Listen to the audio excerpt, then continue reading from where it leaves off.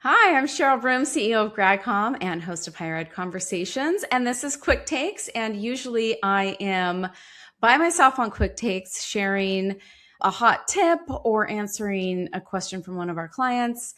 But I actually got a question that I wasn't able to answer by myself for the Quick Take. So I had to call up an expert and he graciously agreed to join me here. So I'm really excited to have Joel Goodman, who's the VP of Growth Strategy with Squiz, joining me today. So welcome. Thanks, Cheryl. Super excited to be here. Good. And you're my first Quick Take guest. So we are going to get right into it, right into Awesome. the question. Let's. So I have heard from a couple clients who are really struggling with their website, particularly with the most popular feature on the website, which is search. Mm, And they're continuously getting terrible results from the Google plugin they have or whatever search function. yeah. What's going on behind the scenes and what can they do to get this working better? Yeah, there's man, the Google programmable search, like it's one of those products where Google is really good with like billions and billions of data points, but when you have like a few thousand or, a couple tens of thousands or whatever, it's just not that great unless you put a lot of work into trying to tune what's there. But even when you're using that Google product there, it doesn't give you an easy way to do to control how the answers are coming back. And so a lot of times, yeah, it's the cheap or the free way to get search on your website. But then you have to question, like, is it actually doing your brand a disservice? Is it doing your prospective students or the parents or whoever else is coming onto your site a disservice as they're trying to find the things that they need? And so you kind of have to weigh that cost value ratio, right? Is it worth not paying money to give people a really bad experience, or should you try to find a way that's a little bit more strategic to improve that user experience for everyone that hits your site? Yeah, we do secret shoppers for colleges, and we will go onto their search and search for things that we are looking for that they've asked us to shop. Yeah. And most of the time, we're getting like old academic senate meeting minutes, Yeah. Well, and that's things the from the thing. library. And Google's like fairly indiscriminate with that stuff, right? And so like if you're going to put in place something that is built for generic content, which Google is built for all the information on the entire internet, right? If you're going to put that on your website, you have to do the work to actually make it like exclude the things you don't want it to see and highlight the things you want it to see. And they just don't give you great tools to do that out of the box because Google's value prop is everything. It's trying to catalog all of the knowledge of humanity. So it pays to kind of look at other options that might be a little bit more tailored to your specific audiences or your specific use case with a college website, for instance. Yeah, I think that's a really good point. I mean, Google's philosophy is like, here, it's a catalog. Here is Yeah. everything. You asked for this, here you go. Now sort through it and find out what's most relevant to you. But AI is changing that. I mean, it's changing the way we ask for information, the way we interact with it. I think it's an opportunity to take a look at this function on your website. Yeah, 100%. And I mean, we're seeing that across the higher ed landscape, and it doesn't matter if you're, a community college or a trade school or a 4-year or an Ivy or, anything. Like we're seeing it even beyond higher education. Every sector is seeing how AI search in particular, even Google's overviews when you're searching on Google or people searching from ChatGPT or Perplexity, a lot of the traffic is not even making it to your website. And then it's really important that the traffic that does make it to your website through the answers that are showing up on these search engines, that they actually can find the things that they need in a way that feels natural. And so a lot of times I think that comes down to implementing similar patterns, right? So if you think of it from a designer standpoint or a user experience standpoint, if your website visitors are used to asking questions to a search engine on Google or somewhere else, why wouldn't you replicate that same experience on your own website and focus it down to your own content? A lot of times this really comes down to how good your content is. Like sometimes you try to like slap one of those things on your site, and if your content strategy isn't quite tight enough, you end up with bad responses or bad answers. And I'm sure there you have listeners that have like played around with AI search in the past, or like have put a chat bot on their website hoping that it's gonna pull content from across their site and answer questions for people, and it just hasn't quite worked. And a lot of that comes down to how well is your content written and built and organized, and then how well is it indexed by that tool so that it's actually bringing up the correct answer to questions that people are asking and not getting confused by, things that it's pulling from other places or just the content that you actually have. We know your team is stretched thin. AI was supposed to help, but because it doesn't know your college, it's actually wasting your time, not saving it. That's why we created Amy. Powered by GradCom's deep expertise and custom trained on your college's brand, Amy helps your team think deeper, create faster, and stay on brand so you can stay focused on what matters most, helping students succeed. Stop wasting time with AI that doesn't get you. Come meet Amy at gradcom.com/Amy. You gave me like a flashback to when I was working at a college and student services purchased this tool. I mean, this has got to be like 15 years ago. It was like an Ask tool, like an Ask Jeeves tool, but like we had to populate the answers. Right. Yeah. Oh my gosh, we're like already doing this to the website. Now I have to populate like 4,000 answers for this tool. Right. And I mean, you still see that today. And I mean, that may have been 15 years ago, but even 5 years ago, people that were putting chatbots on their websites were still having to do that. And then as AI kind of entered into the scene, it became more than just entering answers. It became like training the actual bot on separate content. And it was still kind of this dual path where you had to do all your content for your website, and then you had to do another focus set of content for your chatbot. And there, the old sales adage, there's gotta be a better way, right? And there really is, but you have to choose the right technology, and it should be technology that's built on, in my opinion anyway, and definitely from the standpoint of how Squiz operates its products, built on your search index. If you have a search in place that's able to look at all of your content, make the right search inferences and relationships that all happen in the background that make really good search results come up.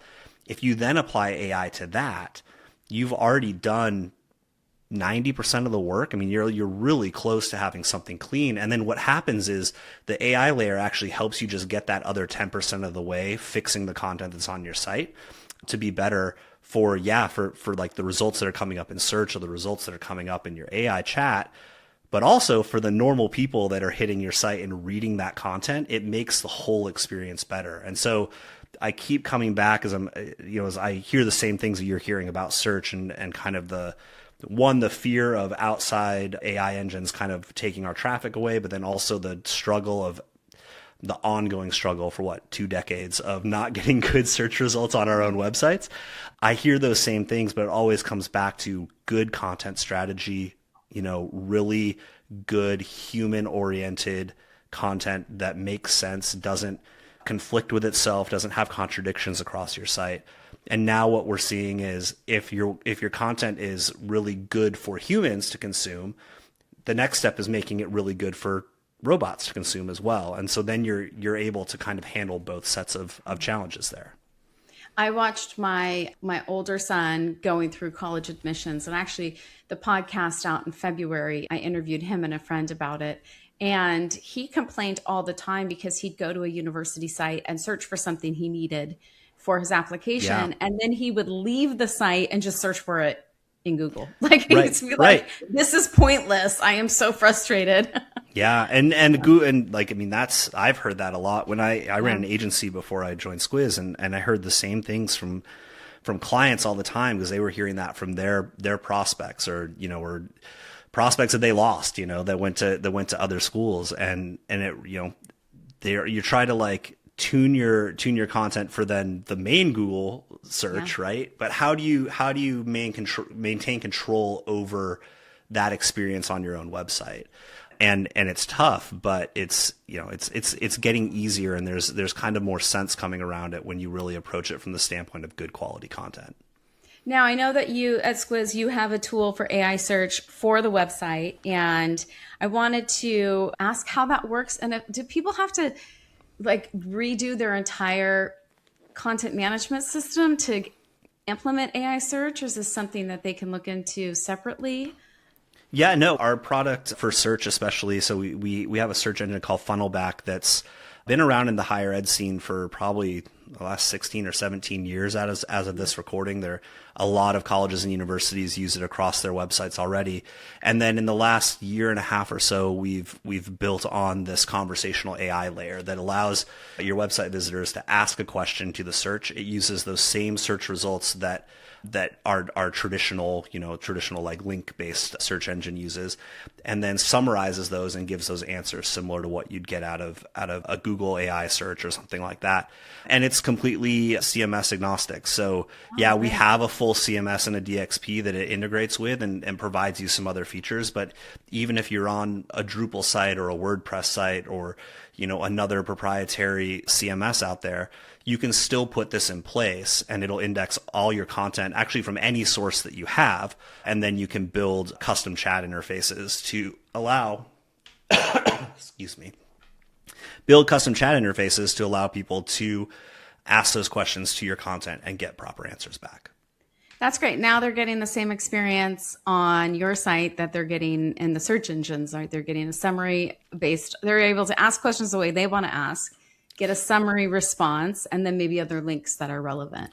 Exactly. And you have full control over where it answers questions. So if there are certain things that, a lot of states have specific guidelines over how, say, tuition information is presented or financial aid information is presented, you can just turn it off so that the AI doesn't touch that at all, and you can have it just bring back those links for you. So you get a deep control over where the AI is actually answering things. And then on top of that, we have checks in the background that are making sure that every answer that the AI does bring back to a user is coming from your content. It's not making anything up. It's reducing those hallucinations or getting rid of them entirely because it's built on your content with those checks in place in the background. Okay, so this is why I had you on this quick take. So I'm excited about this. I think it's such a great solution for colleges. So I think we answered why does the Google solution currently on a lot of sites not function as well. And you touched on kind of things you can do outside of fixing search, like concentrating on your content, cleaning things up. But really, I mean, if you really want to fix the problem, it sounds like looking at a paid solution that actually is founded or used in 2026 might be the way, the way to go.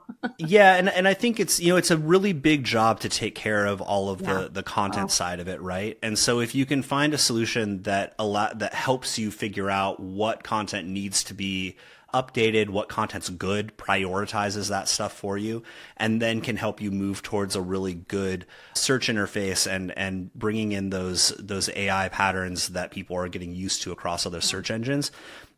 Yeah, it costs a little bit of money, but it's definitely going to save you a lot of time on the back end. And it has so many better effects or so many improved effects across your entire website. It's not just the search. It's actually the full user experience up and down your content.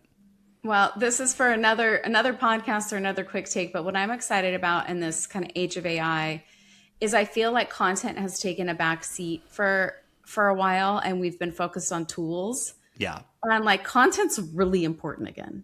It is. I mean, content's still king, even if we forgot about it for a while, like content's still king.